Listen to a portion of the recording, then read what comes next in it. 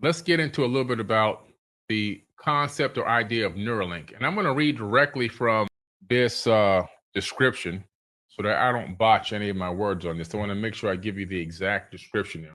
What is Neuralink? Surgically implanted brain chips brought to you by Elon Musk. Neuralink is a neurotechnology company founded by Elon Musk that's building an implantable brain computer interface capable of translating thought into action. Launched in 2016, the private venture claims in its neural device that it will allow people with paraplegia, talking about people who are paralyzed, to regain movement and restore vision to those who are born blind. The implant itself is called the Link. This is a coin sized brain chip, and it is surgically embedded under the skull, where it receives information from neural threads that fan out into sections of a subject's brain and control motor skills. Each wire contains 1,024 electrodes, which are sensors capable of recording and emitting electrical currents, and are so fine and flexible that they can be inserted by the human hand, according to Neuralink's website. That's why Neuralink has built a neurological robot that's designed to become fully automated. We're talking about integrating some type of AI into this as well. The company is also developing an app that will allow a person to manipulate a keyboard and a mouse using only their mind. So if a person is a paraplegic or they lost their arms in a car accident, and they need to get to work, they can work by thinking. They can work by thinking. Their thinking can create typing on a keyboard that can pick up those thought patterns. Their thought patterns can continue to allow them to manipulate and move machinery around, even without arms. If they got into a severe car accident and had their spine broken and now they're paralyzed, it can allow them then to, move their legs, right? And so this was the initial concept and the idea behind Neuralink, which is, if you're just looking at it for the first time, it's like, oh, this sounds great. This sounds amazing. And I would even say that, right? Like KG Hack says, Elon is the only one that gets the approval for this type of project. Well, when you're a billionaire, you can pay the right people and things get done. Right? And especially if you're supporting political campaigns and things like that, lobbying and so forth. A lot of things get done when you got billions of dollars, you know? So that's pretty interesting stuff. So far, it sounds like, man, this sounds like the answer to a lot of our problems. This sounds like an amazing thing, right? Oh, man, people who are paralyzed and people who lost their arms or limbs or whatever, this is going to help them a great deal. So far, so good. Sounds pretty good. Let's look at the flip coin of this thing as well. Let's take a look at, the other side, all right? The other side of this and some of the things that are not so good. So we can have a full context of what's really going on here and why I'm doing this video and why I'm surprised that human trials were approved today. Because as of today, the FDA, which is one of the hardest organizations to get anything approved through. Do you know how many real life, healthy, organic supplements exist on the market that can really help you and help your hormone balance and help your blood pressure and your brain and everything else that cannot get an FDA approval? That literally will never get an FDA approval. There's millions of products, not thousands, not tens of thousands, not hundreds of thousands. There are literally millions of products that could help you that will never get FDA approval. And then you have this product within a very short period of time gets FDA approval. I hate to say this, but that scares me a little bit. And I don't like to use that word scared because that's fear. But that makes me go, gives me a little bit of goosebumps because I'm like, wait a minute, this is a little bit too fast. Let's look at the history of Neuralink with its testing. I'm just going back not that far. Neuralink employees admit company has killed over 1,500 animals so far. Neuralink is reportedly under federal investigation and details are serious. This is from Futurism. Let's take a look here. They were doing monkeys. They were utilizing monkeys. I'm sorry, in the study. All right, in the trials. There goes an image. This is an actual image of a monkey wired with Neuralink and getting some type of a reward there for allowing them to remote control its brain. Okay, and so this is what it says. We already knew that there were problems at Elon Musk brain computer interface startup, Neuralink. Internally, employees have warned of chaos as they say, Musk pushes for overly ambitious goals. Externally, subject matter experts say that Musk's glib promises gloss over profound challenges standing in the way of a commercial brain implant for humans, and downplays deep ethical questions that will emerge if it does succeed. Ethical questions. Think about that word for a second. Ethical. Another problem has been looming since early on as well, criticism of how the venture is treating its animal test subjects. Now a bombshell, Reuters story reports that those concerns have deepened considerably in the form of a federal probe about animal well-being at the company by the U.S. Department of Agriculture's Inspector General at the request of a federal prosecutor. Reuters reporting sounds extensive, drawing on what the news agency says are interviews with numerous and current or former employees of Neuralink at a time of growing employee dissent about Neuralink's animal testing. The specific allegations are grim, with Reuters reporting that Neuralink has since 2018 so far killed around 1,500 animals, including 280 sheep, pigs, and monkeys. It's not clear how many of the animals have died specifically after being implanted with the company's prototype brain chip, which Musk said this week expects to be implanting in human subjects within 6 months. But it had been previously reported that 21% of its monkeys had died because of issues with the devices. And some of these deaths are pretty gruesome in the way that they happened. Some of these monkeys began to eat their own limbs once the device was implanted into them. They began to eat their own limbs. And then now they're saying, oh, within 6 months, it'll be in humans, as like a guarantee it's going to be inside of humans in 6 months. Sources tell Reuters that many mistakes endangering animal well-being are avoidable. For example, employees told the outlet that the company allegedly botched surgery on 2 pigs when it implanted their chips on the wrong vertebra. Oops, my bad. So all of a sudden, you think you're going in to get your paralysis cured, and maybe you make it worse, leading to the company veterinarians to recommend killing one of the animals due to its poor psychological well-being.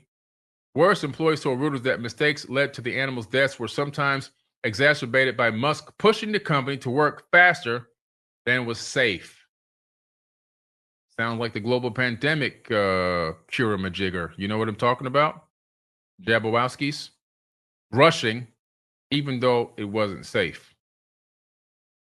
One employee ventured to colleagues in a message obtained by Reuters that the company's work on animals was a hack job. The outlet reported that numerous employees have raised the concerns internally, and some have left the company entirely due to its concerns about how the animals were being treated. Pretty crazy stuff. They don't talk to you about this when they report that this thing has been released for human trials. So this is a crazy situation here where you have torture of animals, you have mistreatment of animals, you have science being rushed.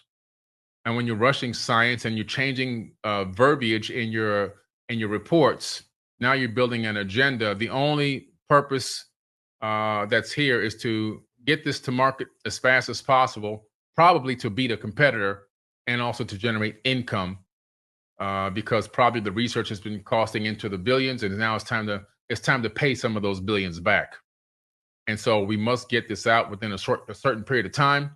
We must meet these deadlines. We must get this to market, no matter what the expense, no matter what the cost, no matter how many people are hurt or injured by it. We got to get these first to market into human beings as fast as possible. This was just what I'm reading to you was just 6 months ago. And guess what? Now here we go. This thing is approved by the FDA for human trials. only 6 months after this. This should be a 10-year study. This would be a 15, 20-year study before human trials begin. But yet, here we go again. If you got money, if you got power, you have allegiances, you can make things happen. You can make anything happen in this world, obviously. All right. And so this is some pretty sick stuff. And so this is what's going on with Neuralink. There's another side to this as well that nobody's looking at. Every social media company that's been out there, the big ones, they've all sold out their data to the CIA and the FBI. All right. And what happens when these brain scans or these brain chips are consistently downloading brainwave activity and thought activity from the past, present, and even the future. And then all that data becomes acquired.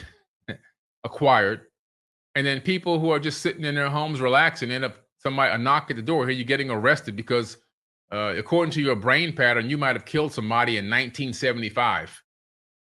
According to your brain pattern, you're getting ready to commit a crime in 2 years. Or you get locked up on conspiracy charges because you're conspiring against the government, or you're conspiring to do this or conspiring to do that. How far will they go with this? You remember Minority Report, the movie Minority Report, Tom Cruise, Future Crime Division? Yeah, future crime. Crimes that haven't even happened yet. Minority Report.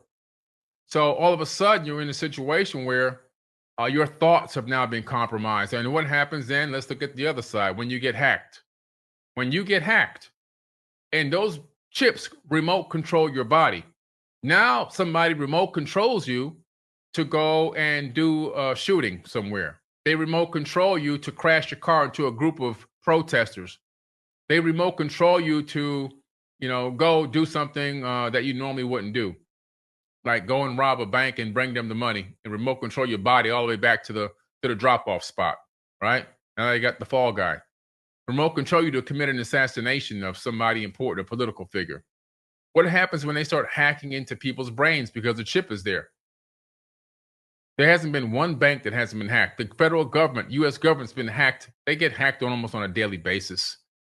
Even the highest level of military computers, they get hacked all the time. There's teenagers hacking these computers, right? I remember somebody from Russia had hacked into every bank on Fifth Avenue in New York and had somebody just going from ATM to ATM collecting all the money from halfway around the world. Do you think that these people won't hack into your brain? People will hack into your brain while you're in your mansion sleeping and make you come turn the alarm off in your house and open your door so that people can come in and rob you.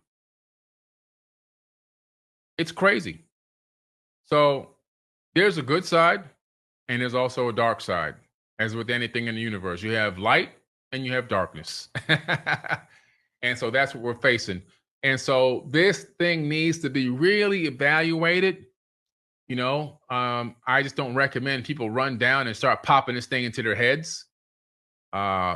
You should need to take all the disclaimers and terms, conditions, documentation to an attorney. How much of your information can be compromised or sold at any time? All of your thoughts, all the data from your thoughts can be downloaded on a stream, to a cloud and then saved somewhere for marketing campaigns and telemarketing and everything else. There's so much to this that can go bad. There's just too much to it that can actually go bad. And we really need to evaluate this Neuralink situation. I personally don't have anything against Elon Musk. I just don't think that this is one of his bright and shining moments. I don't think this is a good thing. I think that it's rushed. I think that it hasn't been thought out properly.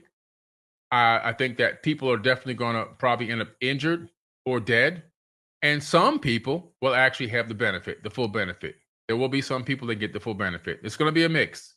But then long term, how much of that data is secure and safe? And where is that data being stored? And who gets access to that data of all these brains? Eventually, potentially billions of brains. That data is worth a planet. That's how much money that data is worth. It's not worth, you can't even put a number on it. You could probably take that money that you'll get payment for that data and buy your own planet. Literally. You can buy a solar system. Maybe you go buy an asteroid or something. That's the kind of money we're talking about just for the data. Forget the cost that it gets to implant it into your brain. That's peanuts compared to the cost of what you could sell the data for, the brain data of billions of people. So, you know, it's interesting. It has a lot of great benefits, but I'm still have a big question mark on it as far as I'm concerned. Um, and I just I hope and think that everyone who is thinking about getting this really does the research on it. All right.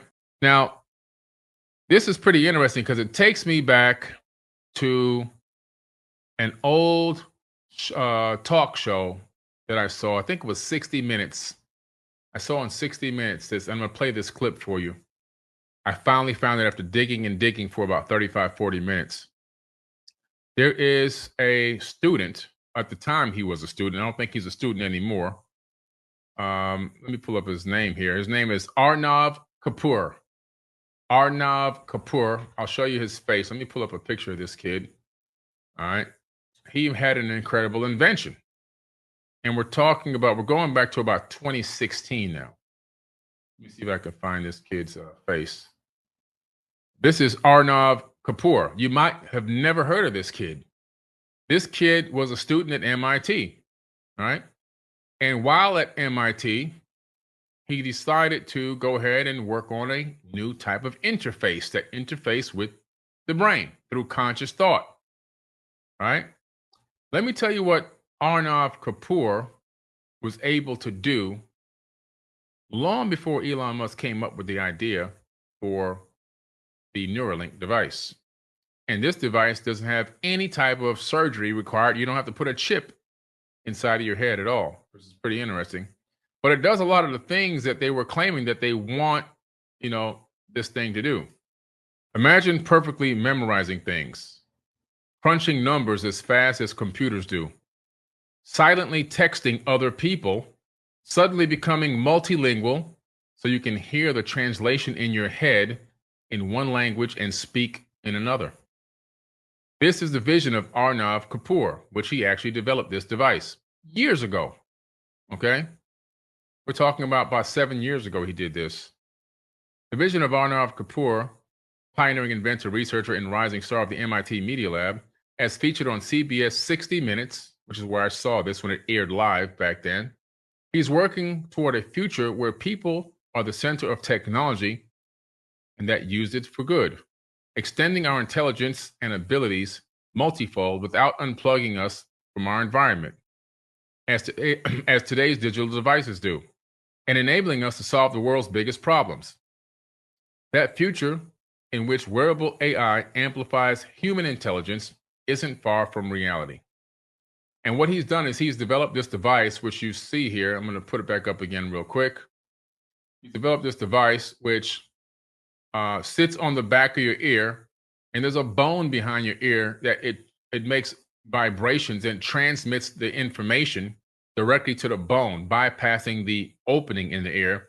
So it transmits the voices and the information directly into the brain, bypassing the hearing. Okay, so you can hear it, but you don't need to hear it through the ear. You hear it through the bone behind the ear. An interesting device. The entire internet in his head. This kid developed this almost 10 years ago, right? He probably started working on it over 10 years ago, got it working, functioning properly around 8 years ago. And that's an old clip from 60 Minutes, right?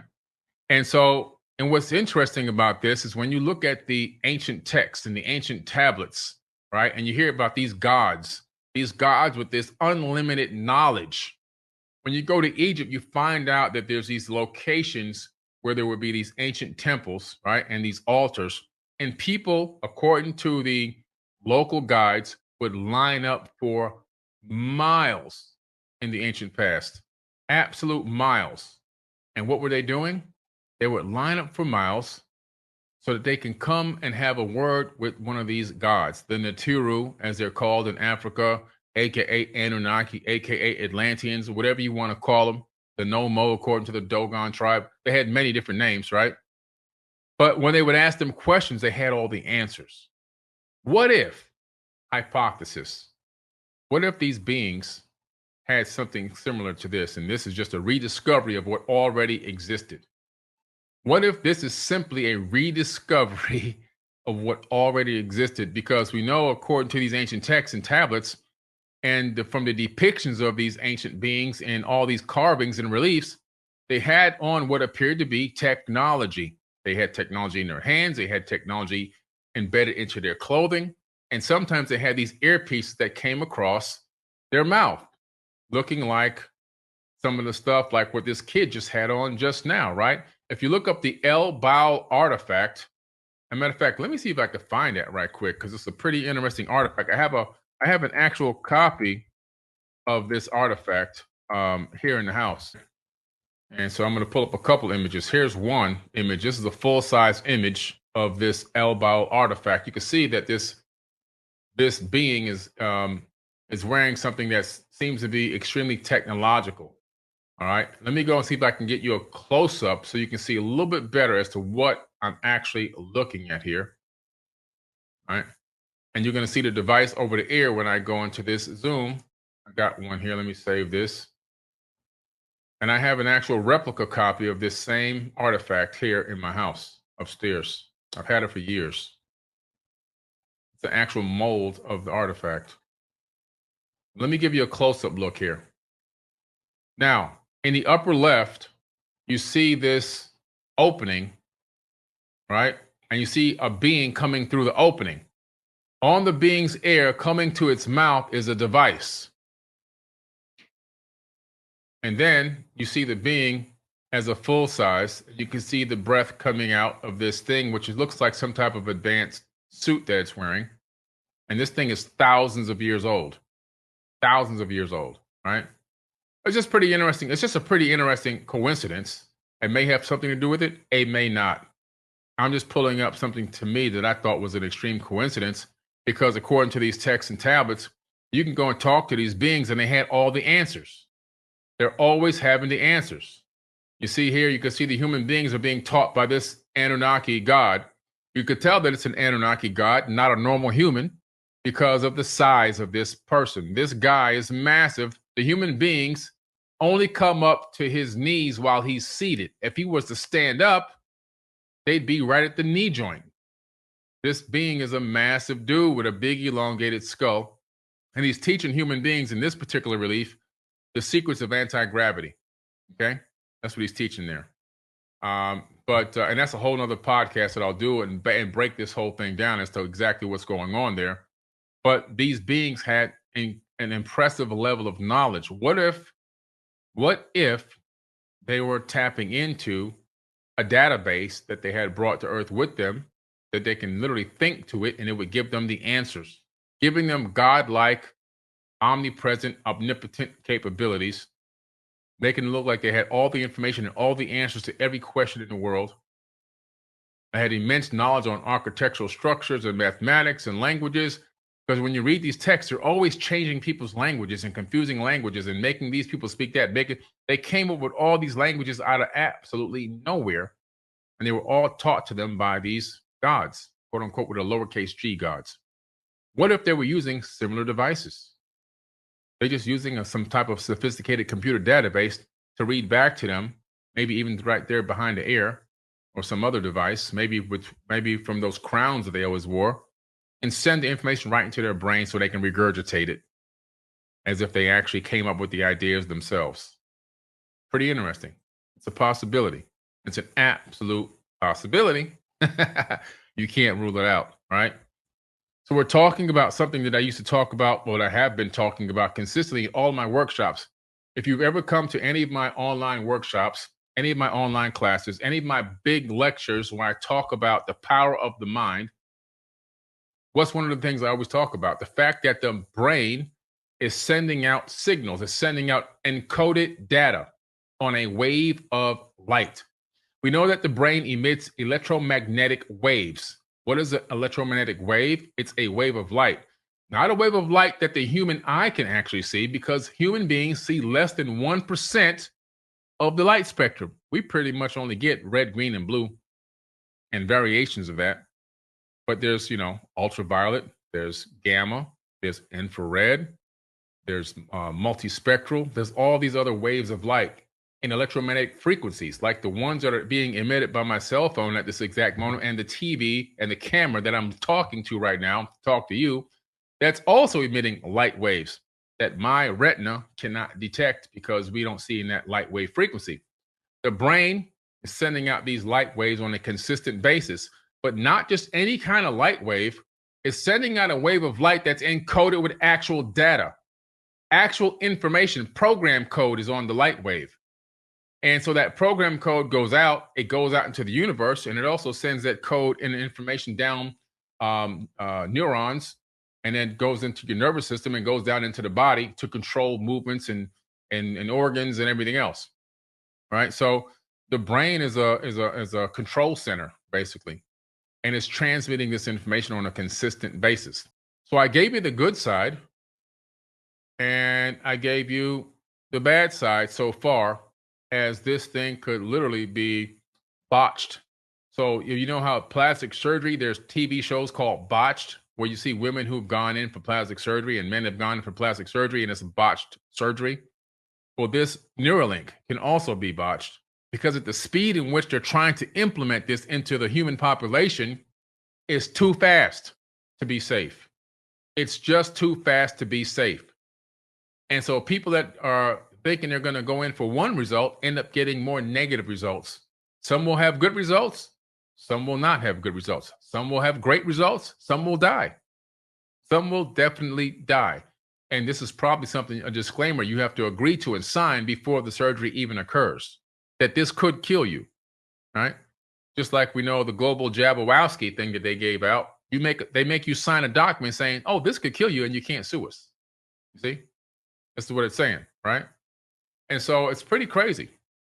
It's pretty crazy because here we go. Capitalism is a dangerous thing. It could be a great thing, but in the situation where it comes down to health and wellness, when it comes down to prisons, when it comes down to judicial and political, capitalism needs to go bye-bye in those areas. It can't persist. It can't exist in those areas. It just can't, right? It just can't. Thank you, AJ Fernandez. All right, and everyone else who dropped the chat donation today. I really appreciate it. And so we're in a crazy, crazy, crazy time right now that this thing is getting ready to come out. I'm going to give you the third side of this thing. So we talked about the benefits of it, people with Alzheimer's. I didn't mention that. People with maybe Parkinson's, it might be able to help them. People with speech delays and speech, impediments. People who can't use their arms, can't use their legs. It's going to help some people. There's no doubt. But it's also going to hurt some people, no doubt.